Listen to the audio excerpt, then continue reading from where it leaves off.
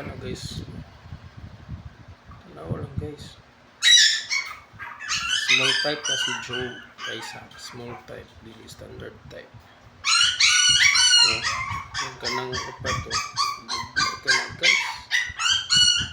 So, mo na to guys. Small type, ikat type. Mga kumapapis ka rin. Ano na si Joe? Small type na po. Apple head, smooth tooth, black tan. So, kaya nga magwaning guys. Stick up guys. Katubo guys. Compare ninyo sa ako. Small type guys. Si Jojo.